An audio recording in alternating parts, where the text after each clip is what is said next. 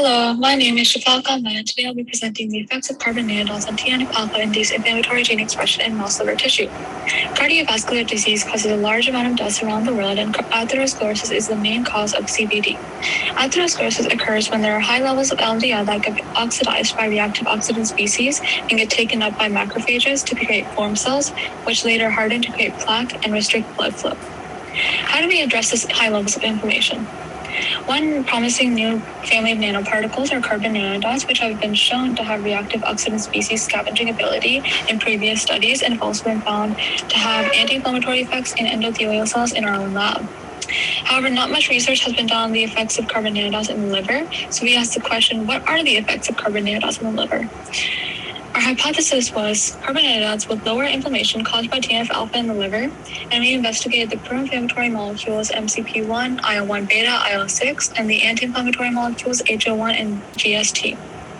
To test this hypothesis, we collected tissues from mice that were treated with TNF-alpha to recreate the high levels of inflammation, both TNF-alpha and CND to mimic a treatment with CND for the inflammation, or neither to serve as a control.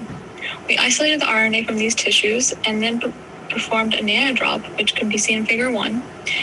And from these RNA, we synthesized cDNA to be able to perform a quantitative real-time PCR, where we saw a real-time amplification of the genes of interest. We calculated the results and found that in Figure 3, IL-6 has a significant increase in expression when comparing the control to the TNF-alpha treatment, and a significant decrease when comparing the TNF-alpha treatment to the TNF-alpha plus CND treatment.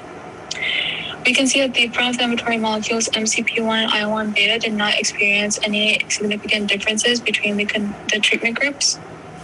And we can see that in Figure 5, the anti-inflammatory molecules GST and HO1 had significant decrease in expression when comparing the control and TNF-alpha treatment groups.